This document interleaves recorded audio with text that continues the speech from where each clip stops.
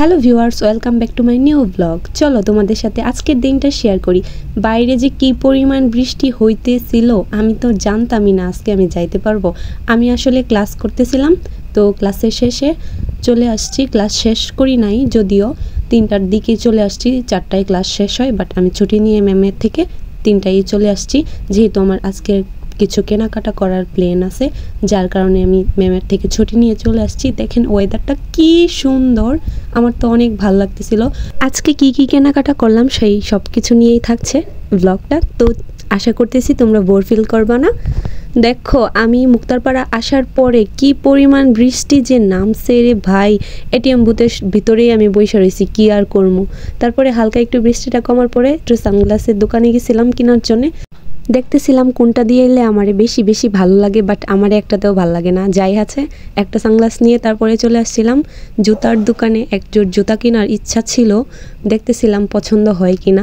আমি অ্যাকচুয়ালি চাইতেছিলাম সব কিছু শোরুম থেকেই নেওয়ার জন্যে, কারণ ওইখানে ফিক্সড করা থাকে প্রাইসটা, এত দামাদামি করা লাগে না। আর ইদানিং আমার দামাদামি করতে একদমই ভালো লাগে না, যার কারণে যেমনই আছে শোরুম থেকেই আমি সব কিছু নেওয়ার চেষ্টা করবো আজকা। তো জুতোগুলা ট্রায়াল দিতেছিলাম, দেখতেছিলাম আমার পায়ে ভাল লাগেনি, কি কইয়াম একটা থই আরেকটা লই, কি কোনটা যে নিয়ে আমি এটাই বুঝতে পারতেছিলাম না। তো এই জুতাটা আমার একটু ভাল লাগছে, আমার পায়ের সাথে যাইতেছিল। আর যতই দেখতেছিলাম ততই মনে হইতেছিল সবগুলা নিয়ে নিতে পারলে ভালোই হইতো। একটা বড় লোক দিকা জামাইরে বিয়া কইরালাম, পরে সপ্তাহ মানে যত ধরনের কসমেটিক বলেন, জামা কাপড়, জুতা, যত ধরনের আইটেম আছে সবগুলার ব্যবসা বিজনেস নিতে বলবো, যাতে সবগুলো আমি পড়তে পারি একদিন একদিন করে, মানে একটু বড় লোকই ভাবসাব আর কি। আর একটা কি কথা জানেন, শোরুমে গেলেই চাক্কা টাকাডি সবই দিয়া লানি লাগে, কেমনে যে শেষ হয়ে রে।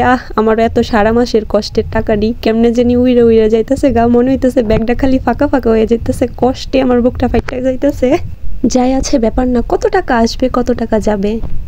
আর এই ছোট ছোট সারপ্রাইজগুলো, ছোট ছোট গিফটগুলো, এগুলা মনে থাকবে সবার, তাই না?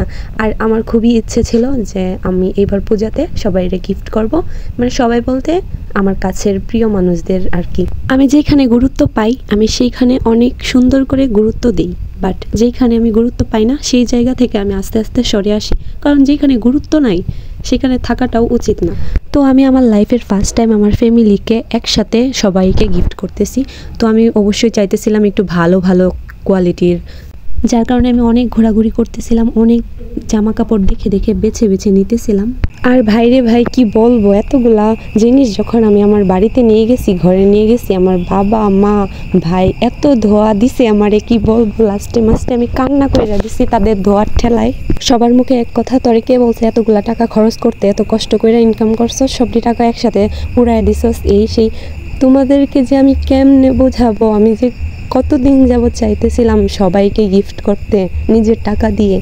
আর তাদের এত বকাবকির পরে আমার জাস্ট একটাই রিপ্লে ছিল, আমার ইচ্ছে হয়েছে তাই আমি কিনছি, তোমাদের কি, তোমরা পড়বা, আর কোনো কথা জানি না।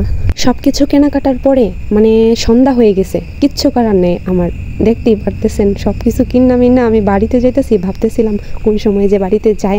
আমি তো শিওর আমার মা টেনশনে মইরাই যাইতেছে। তো আজকের ভিডিওটা এই পর্যন্তই, টাটা বাই বাই, তোমরা সবাই ভালো থাকো।